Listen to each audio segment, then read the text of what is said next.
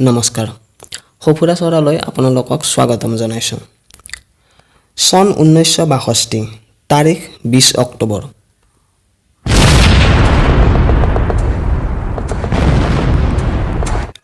আৰম্ভ হৈছিল চীন আৰু ভাৰতৰ যুদ্ধ। প্ৰায় এমাহৰ পিছত 21 নৱেম্বৰত এই যুদ্ধৰ অন্ত পৰে আৰু চীনে জয়লাভ কৰে।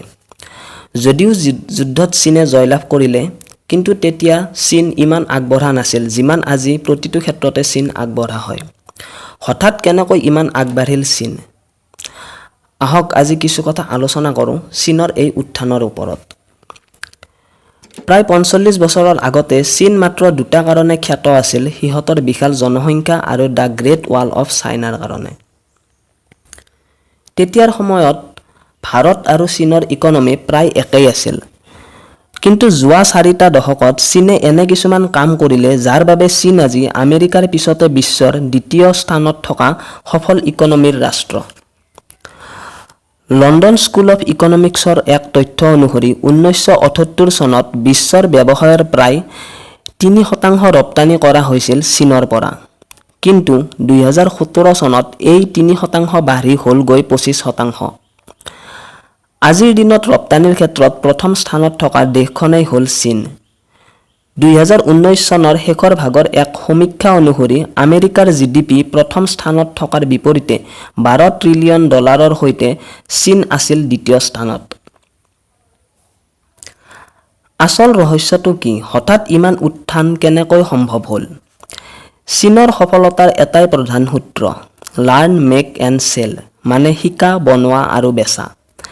চীনে ৰিচাৰ্চ আৰু ডেভেলপমেণ্টৰ ক্ষেত্ৰত কেতিয়াও সময় আৰু টকা খৰচ নকৰে, আৰু কৰিলেও ই অতি নগণ্য। যেতিয়া আমেৰিকা, ইউৰোপৰ দৰে দেশে টেকনলজিকেল ইনোভেশ্যনৰ দ্বাৰা নতুন নতুন সামগ্ৰী প্ৰস্তুত কৰে, তেতিয়া চীনে আৰম্ভ কৰে সিহঁতৰ সফলতাৰ সূত্ৰ। সৰ্বপ্ৰথমতে চীনে নতুন সামগ্ৰী আমদানি কৰে, তাৰ পিছত সেই সামগ্ৰীৰ সৰু সৰু অংশই কেনেকৈ কাম কৰে তাক শিকে। ইয়াৰে পিছত ৰিভাৰ্ছ প্ৰডাকশ্যন কৰে। ৰিভাৰ্ছ প্ৰডাকশ্যন মানে হ'ল বেলেগৰ প্ৰডাক্ট এটা নকল কৰি কম দামত পোৱাকৈ সেই প্ৰডাক্টৰ আকৌ প্ৰডাকশ্যন কৰা। চীনেও প্ৰায় সকলো বস্তুৰে ৰিভাৰ্ছ প্ৰডাকশ্যন কৰে আৰু প্ৰডাকশ্যন বহু পৰিমাণে কৰে। কিন্তু এইটো কথা মনত ৰাখে যাতে অৰিজিনেল প্ৰডাক্টতকৈ প্ৰায় আধা দামত এই সামগ্ৰী বিক্ৰী হয়। ইয়াৰ পিছত এই সামগ্ৰী ৰপ্তানি কৰে আৰু সেইকাৰণেই চীন এক্সপৰ্ট কৰাটো প্ৰথম স্থানত আছে। আজি বিশ্বত প্ৰায় এনেকুৱা কোনো বস্তু নাই যি চীনে নবনায়। বিশ্বৰ 80% এয়াৰ কণ্ডিচনাৰ, 70% মোবাইল, 60% জোতা, 74% ছ'লাৰ চেল চীনে বনায়। হয়তো আপোনালোকৰ বিশ্বাস নহ'ব এই কথা শুনি যে আমেৰিকা, জাপান আৰু জাৰ্মানী এই তিনিওখন দেশে মিলি যিমান গাড়ী প্ৰডাকশ্যন কৰে চীনে সেয়া অকলেই কৰে। কিন্তু ইমানতে শেষ নহয় চীনৰ প্ৰডাকশ্যনৰ কথা।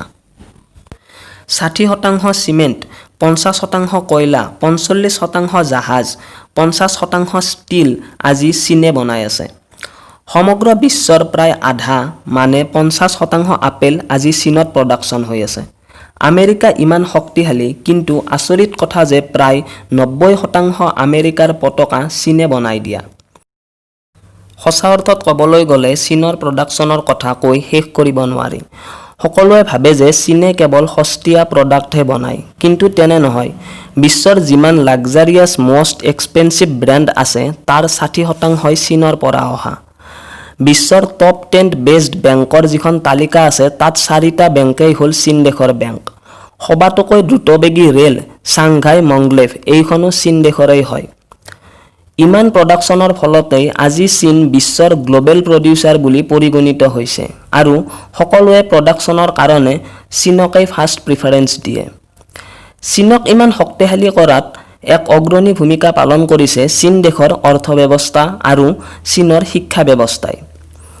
সিহঁতৰ শিক্ষা ব্যৱস্থা আমাতকৈ বহু বেলেগ আৰু এই শিক্ষা ব্যৱস্থাই সিহঁতক ইমান প্ৰতিভাশালী আৰু পাকৈত কৰি তোলে যে বেলেগ দেশে কৰিব নোৱাৰা বহু কাম সিহঁতে অতি কম সময়ৰ ভিতৰতে কৰি পেলায়। বাৰু, এয়া আছিল কিছু কথা চীন দেশৰ উত্থানৰ ওপৰত। কিন্তু আজি চীনে যিমানেই সফলতাৰ জখলা নবগাওক কিয়, আমাৰ ভাৰতীয় সভ্যতাৰ তুলনাত চীন বহু পিছপৰা।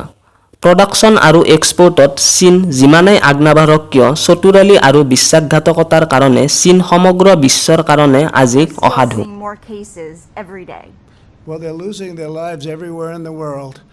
And maybe that's a question you should ask China. Don't ask me, ask China that question. চীনৰ জিডিপি যিমানেই ঊৰ্ধ্বমুখী নহওক কিয় ভাৰতৰ মহানতাৰ আগত চীন সদায় তলপৰা আশা কৰোঁ আপুনি ভিডিঅ'টো ভাল পালে অনুগ্ৰহ কৰি ভিডিঅ'টো লাইক কৰক আৰু সকলোৰে লগত শ্বেয়াৰ কৰক আৰু আমাক ছাপোৰ্ট কৰিবলৈ চেনেলটো ছাবস্ক্ৰাইব কৰক ধন্যবাদ